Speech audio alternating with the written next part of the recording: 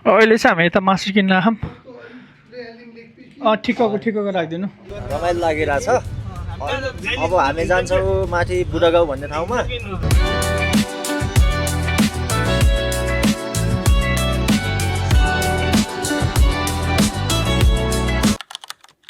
Hello friend, सबैजनालाई welcome छ new day new ब्लगमा। र अहिले हामी चाहिँ होलीको लागि यसो घुमघाम गर्दैछौँ। र अहिले हामी चाहिँ ठ्याक्कै बिबी चोक पहिलेकै ठाउँमा अडिरह। र सबैजनाले होलीको धेरै धेरै शुभकामना, इन्जोय गर्नुहोस्, रमाइलो गर्नुहोस् है त।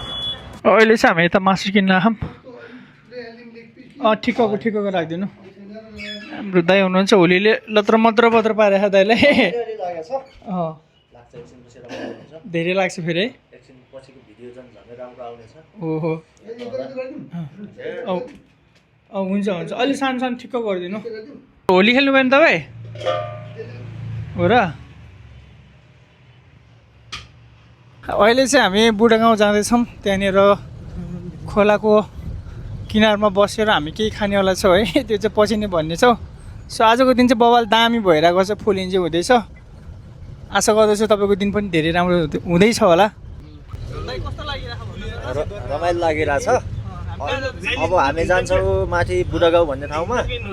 अझ योभन्दा पनि झनै रमाइलो हुनेछ। त्यहाँको ठिकै भइरहेछ।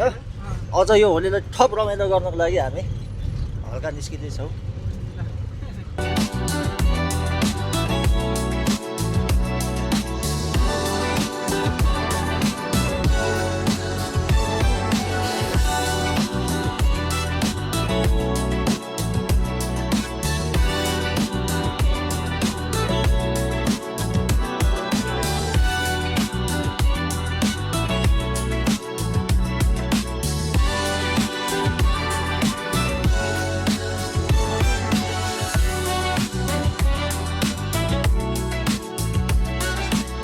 फाइनली चाहिँ हामी यहाँ आइपुगेर खानको लागि बन्दोबस्त गर्दैछौँ।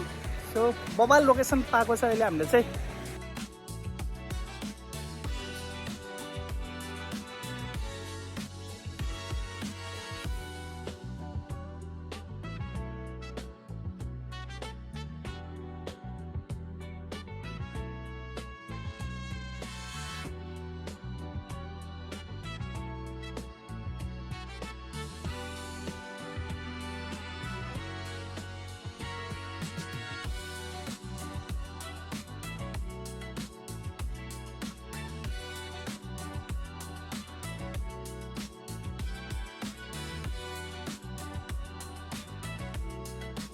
यो पानीको सानो एउटा तलाउ छ यहाँनिर।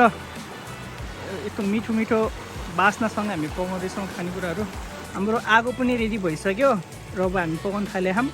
राम दाइले चाहिँ पकाउँदै हुनुहुन्छ। हाम्रो कुकम्यान चाहिँ राम दाइ हो। पुरिदिनु हुनुहुन्छ। दाइले चाहिँ पुरै इन्जोय गर्दै हुनुहुन्छ है। कामको थकानपछि दाइले चाहिँ हुस्किलिँदै हुनुहुन्छ।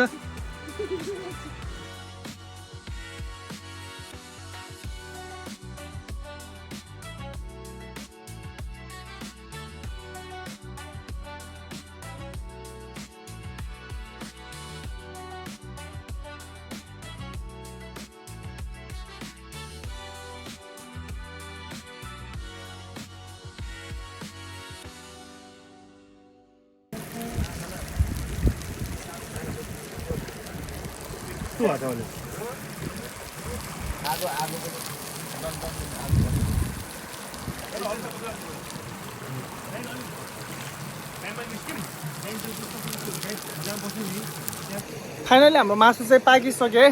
मस्तले पाक्दैछ। सो तपाईँहरूले देखाउँछु यता बबाल दामी पाक्दैछ है मस्तले फाइनली। सो यहाँनिर चाहिँ हाम्रो यो मासुहरू पोलिरहेको छौँ। यहाँनिर चाहिँ बबाल दामीको हेर्न सक्नुहुन्छ। यो सानो ताल जस्तो छ है।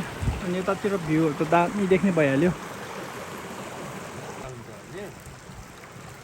दाइहरू चाहिँ यता बस्नुभएको। हामी चाहिँ 4 भाइ आएको है त। अब फाइनली हाम्रो चाहिँ पाकिसक्यो है। दाइ कस्तो लागिरहेछ? एकदम बबाल भइरहेछ भाइ है। हो आजको होली प्रोग्राम सोचेको भन्दा राम्रो दाइ। अन्त दामी दाइले पनि बिन्दास खाइरहनु भएको दाइ। यो हो नि त खुवाइ भनेको होइन। र अहिले हाम्रो चाहिँ यता कुकम्यान चेन्ज भएर हाम्रो दाइले पकाउँदै हुनुहुन्छ फेरि। यसमा चाहिँ यो मिठो पाक्नुमा दाइको ठुलो हात छ यसमा ल वा वा खतरा है सो हेर न कस्तो बवाल दाम भ्यू देखिरहेको है यो त फेरि खानै पर्ने हुन्छ अब